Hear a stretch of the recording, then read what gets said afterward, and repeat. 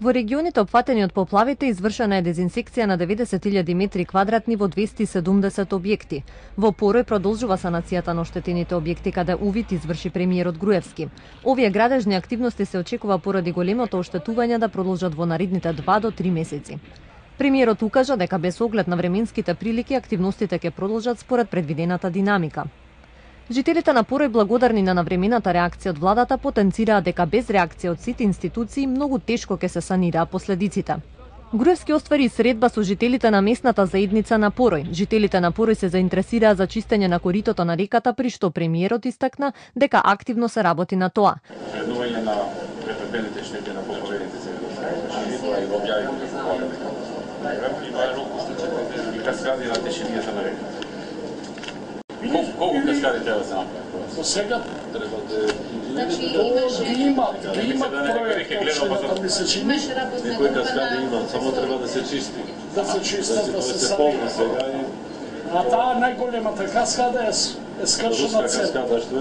По посетата во Порој, Груевски продолжи во селото Непроштено, каде тој министерот за транспорт и врски го означија почетокот на реконструкција на локалниот пат тука. Инвестицијата е тешка 8,8 милиони денари.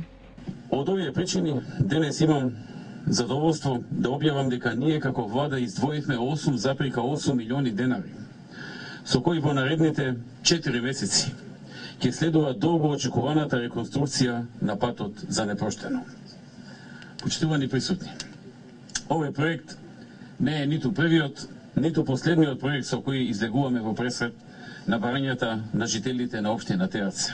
Патот е во должина од 1300 метри, инвестиција вредна 8,8 милиони денари. При посетата на Доброште, премиерот оствари средба со жителите на ова населено место и изврши увид на градежните работи кои се превземаат во насока на санирање на штетите од поплавите со кои беше зафатено и ова населено место. Премиерот истакна дека ангажираноста на институциите ќе продолжи во наредниот период до целосно санирање на состојбите. Жителите од Доброште со срдечен дочек, благодарни на премиерот за неговата посета и неговиот ангажман за помош од поплавите, изразија благодарност што владата и институциите со брза реакција ги санираат штетите. Али стигнав на Шесело. Стигнав. Добре ни дојде, мајки мој. Едно од семејствата на коим беше уштетен домот од поплавите се заблагодарија за поддршката од владата за еднократната помош и помошта за обештетување, но и за поддршката од градот Скопје и армијата. Голема благодарност, голема благодарност до владата, голема благодарност и до град Скопје, значи што ни обоси. И овде во гаражата ви фати. Да, се тоа, се поклави, под куќата се поклави. Страшно. Само голема благодарност. Тука значи помогне и градот Скопје. Да, градот Скопје. Жителите на Доброште пред премиерот го истакна и проблемот што го имаат со водоводот, зашто побараа реконструкција на водоводната мрежа. За овој посебен проблем премиерот го задолжи министерот Мисајловски, кој истакна дека ќе се заложи проблемот да биде решен. За таа цел беше договорено представници на општината и жители од Доброште утре на состанок во министерството детално да ги разгледаат сите моменти поврзани со решавање на овој проблем.